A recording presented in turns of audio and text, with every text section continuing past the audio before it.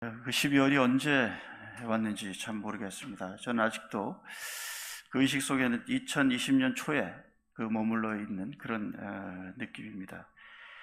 올해가 그 마치 그 예전에 제가 초등학교 다닐 때, 국민학교 다닐 때 그 읽었던 키다리 아저씨의 정원, 그런 생각입니다. 봄은 이미 오고 꽃도 피고, 그리고 들판에는 푸른 그 풀들이 돋아났는데 거기는 정원의 그 높은 담이 이렇게 있었기 때문에 아직도 겨울이었습니다. 눈 덮인 겨울이었습니다. 올해가 꼭 저에게는 그런 그 기분입니다. 아마 이 코로나 바이러스가 뿐만이 아니고 여러분 인생에서도 많은 것을 느끼게 했을 것입니다. 저도 이 과정을 지나면서 코로나가 준 교훈들이 있습니다. 오늘은 그 중에서 우리 교회와 제 신앙과 관련된 것들에 대해서 몇 가지를 나누고자 합니다. 첫 번째로, 교회는 건물이 아니고 주님을 머리로 한 성도들의 공동체, 그런 것을 공동체라고 하는 것을 올해 새삼 제가 다시 생각을 하게 되었습니다. 이런 생각은 늘 했지만 실제로 제 의식 속에서는 건물만이 그 교회로 여겼던 것 같습니다. 그런데 올해 한 해 그 모이는 것이 어려워지자 성도들이 없는 빈 건물을 아무리 치장을 하고 가꾸어도 아무것도 아니라는 그런 생각을 가지게 됩니다. 진짜 교회는 유형 교회가 아니라 성도들이 공동체인 이 무형 교회라는 생각이 듭니다. 따라서 올해는 우리 믿음의 공동체의 소중함을 어느 때보다도 더 그 생각하게 하는 그런 해입니다. 목사님께서 그 새벽 기도 때 주기도문을 통해서 공동체에 대해서 자세히 말씀하셨는데요, 저도 그것을 깊이 생각한 적이 있었습니다. 어느 날 제가 그 일찍이, 저는 아침에 가끔씩 매일은 아니지만 행주산성을 올라가면서 기도도 하고 그런 일찍 그렇게 하는데요, 그날도 주기도문을 낭송을 하면서 올라갔습니다. 근데 그날따라 계속 내 마음을 두드리는 한 단어가 있었습니다. 그것은 마치 한 번도 못 본 그런 단어 같았습니다. 참으로 등잔 밑이 어둡습니다. 바로 우리라고 하는 그런 단어입니다. 우리 아버지, 오늘날 우리가 우리에게 우리의 죄를, 우리를 시험해, 이런 계속 나오더라고요. 6번이나 우리라고 하는 단어가 나오는 걸 발견했습니다. 이게 뭐지? 무슨 의미지? 여기에 나라고 하는 의미는 한 번도 없잖아, 나라고 하는 말은 한 번도 없잖아, 이런 생각을 했어요. 이 주기도문은 여러분들도 그렇겠지만 어려서부터 우리가 다 암송하고 그랬던 것이잖아요. 그런데 이것에 대해서 너무 자주 외워서 그런지 진지하게 한 번도 생각을 해본 적이 없었던 것 같습니다.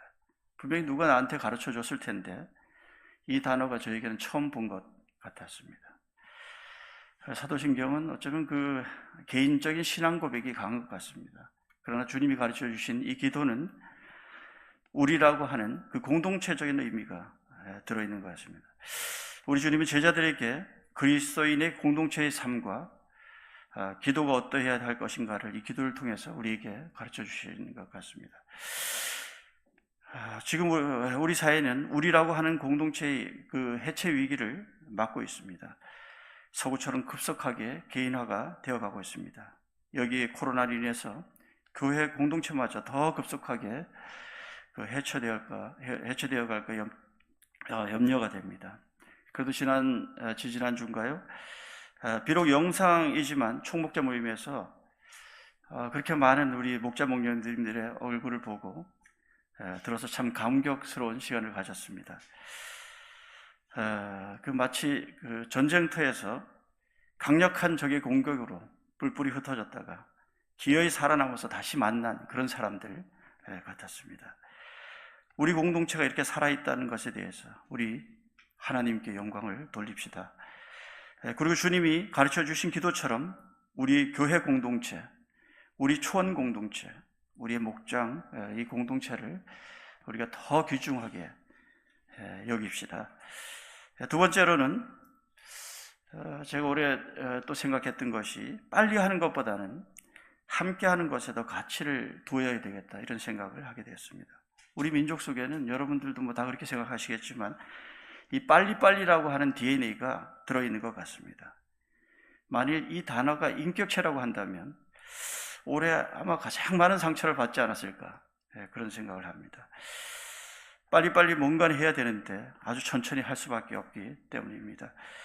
하나님은 어쩌면 이렇게 빨리 지구가 돌아가다가는 안 되겠다 싶으셔서 지구촌 전체에 브레이크를 거셨는지도 모릅니다.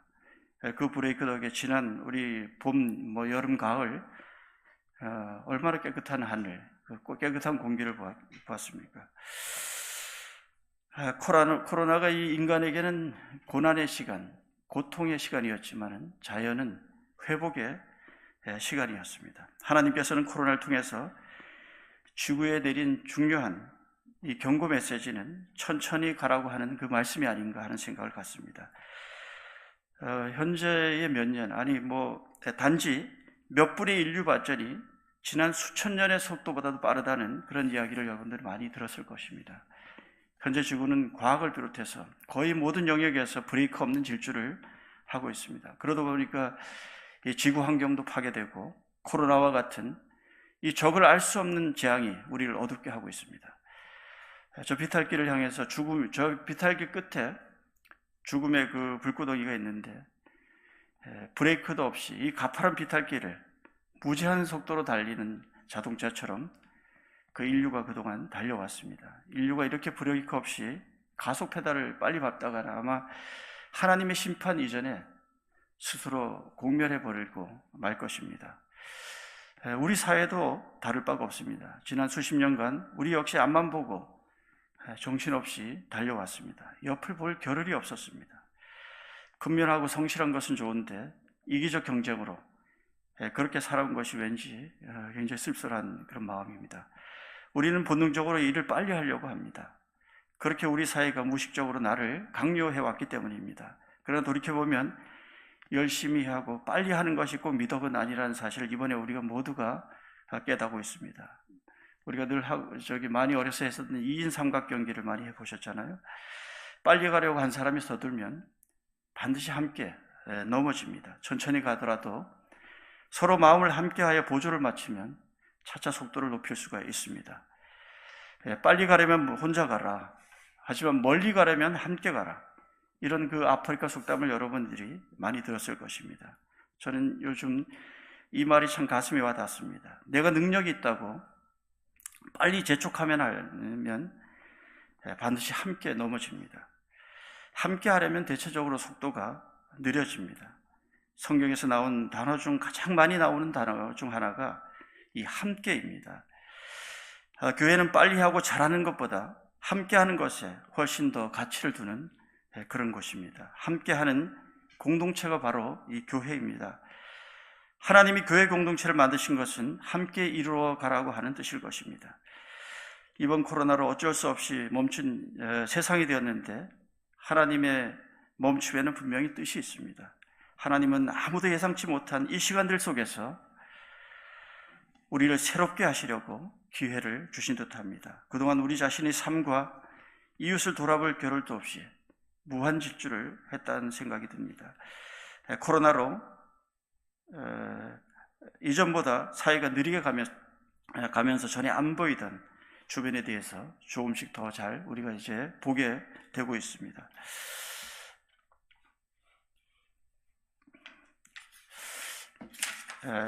그동안 우리의 신앙생활은 제대로 우리가 신앙생활을 했는지, 나보다 주위를 더 돌아봤는지 천천히 우리가 생각을 해봐야 되겠습니다. 주님께서 말씀하신 내 이웃을 내 몸과 같이 사랑하라, 이 말씀은 주님의 최고의 가르침이기 때문입니다. 빌립보서에서 말씀합니다. 여러분은 자기 일만 돌아보지 말고 서로 다른 사람의 일도 돌보십시오. 12월이 얼마 남지 않는데 우리 목장 식구들 그리고 우리 주변에 이르기까지 한 번 더 우리가 돌아보는, 그리고 함께 천천히 함께 가는 이 시간들이었으면 좋겠습니다. 세 번째로 저는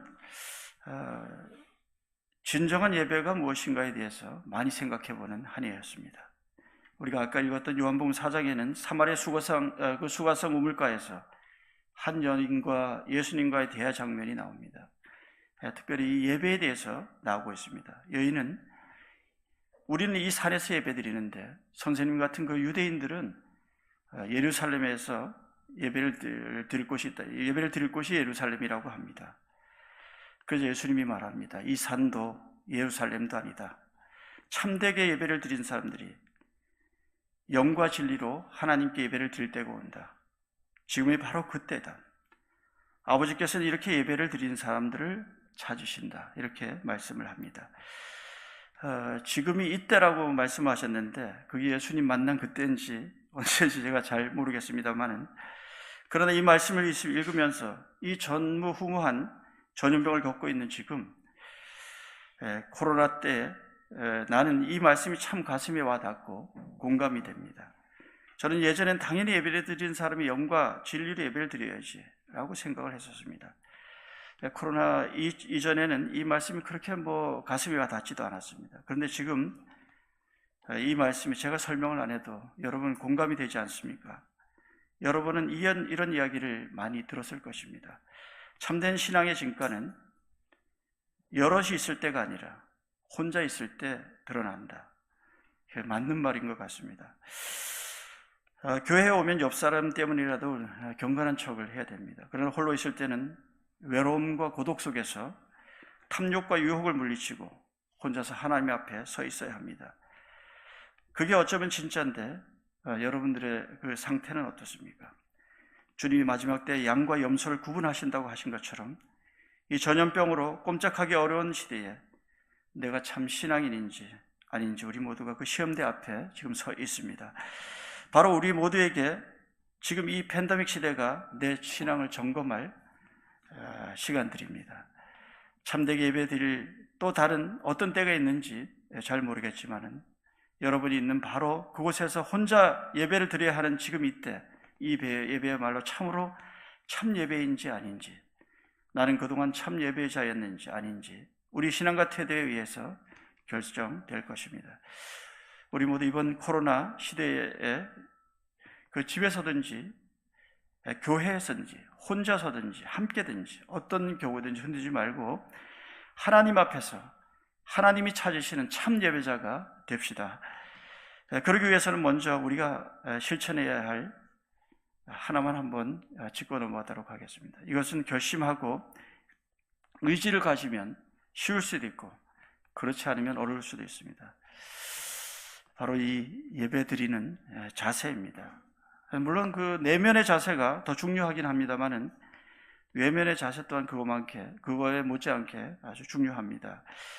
대학 다닐 때 제가 그 춘천 인근의 가정리라고 하는 곳에 전도를 하러 간 적이 있었습니다. 가가와 방문하다가 한 할아버지를 만났습니다. 이런저런 이야기를 나눴는데 할아버지가 이렇게 말합니다. 사람은 다 남의 이목 때문에 사는 거야. 나에게 그게 그렇게 대단한 말도 아닌데 아직도 내 머릿속에 꽂혀 있습니다. 그리고 곰곰이 생각할 부분도 많이 있는 것 같습니다. 여러분, 옷은 왜 입습니까? 화장은 왜 합니까? 거울은 왜 보십니까? 물론 이제 스스로 만족 때문에 그런다고 할 수도 있으나 대체로 다른 사람 때문에 그 일을 합니다. 우린 세상을 살아갈 때 그 정도의 차이는 있지만 남이 어떻게 나를 생각할까 늘 의식하면서 삽니다. 결국 남의 이목이 나의 행동을 결정하는데 아주 중요한 요소입니다. 교회에 와서도 다른 사람이 나를 어떻게 볼까 하는 생각은 바뀌지 않습니다. 우리 모두가 교회에 와서 하나님께 함께 예배를 드린다면 좀 더 바른 자세로 예배를 드릴 수 있는 것은 옆에 성도들이 있기 때문입니다. 그런데 코로나로 세상이 바뀌어서 주일날 교회에 갈 수 없고 또 혼자서 또는 가족 몇 명이 집에서 예배를 드릴 수밖에 없는 것이 현 상황입니다. 한번 실질적인 문제를 생각을 해봅시다. 우리 집에서 일어나고 있는 일이고 저도 이렇게 많이 했던 그 반성이 된 일이기 때문입니다. 여러분, 주일날 집에서 혼자 혹은 두세 명이 예배 드릴 때 세수는 하십니까? 교회 갈 때만 수준만큼 옷은 입고 예배 드리십니까? 양말은 신습니까? 화장도 하십니까? 미리 준비는 하십니까? 제가 저 초등학생한테 하는 질문 같아서 죄송합니다만 저도 혼자 있으면 별반 다르지 않기 때문에 그렇거든요. 지난주에는 반주 때문에 아내만 교회를 여기 오고 나는 집에서 우리 딸과 함께 예배를 드렸습니다. 집에서 예배 드리더라도 마음을 가다듬고 드리기를 결심을 했습니다. 그동안은 계속 교회에서 예배 드렸었기 때문에 집에서 예배 드리는 경우는 별로 없었거든요, 저도. 그래서 1시간 전에 미리 머리를 감고 세수하고 양복을 입고 미리 바른 자세로 마음의 준비도 하고 TV 세팅해 놓고 기다렸습니다. 이런 형식적인 자세를 가지고 그러냐고 할 수도 있습니다. 그러나 모든 운동, 태권도든지 테니스든지 탁구든지 골프든지 모든 운동의 기초는 자세를 바로 잡는 것입니다. 예절이라고 하는 것도 자세를 가다듬는 행위입니다. 예배에도 예배 자세가 있습니다. 좋은 습관을 들이는 게 우리에게 필요합니다. 특히 우리는 집에서 이 비스듬히 누워서 TV를 보던 습관이 배에 있어서 예배도 그렇게 드릴 가능성이 많이 있습니다.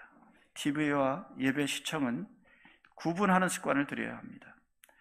예배 자세를 가다보면 좀 더 경건하고 집중하고 은혜로운 예배를 드릴 수가 있습니다. 여러분은 그동안 대체로 교회에 와서 정말 마음을 다해 예배를 드렸을 것입니다.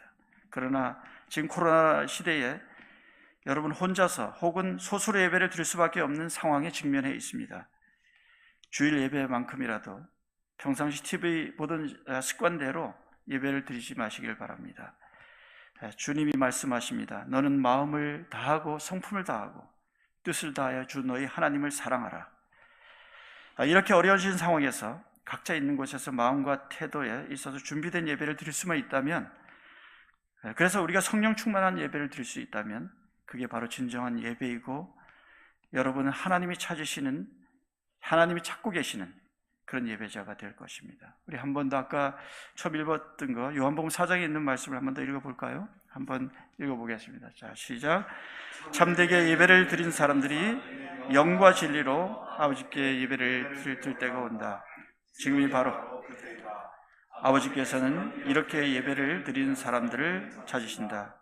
우리 영과 진리로 예배를 드려야 한다. 우리 모두가 이런 예배자가 되도록 합시다. 감사합니다.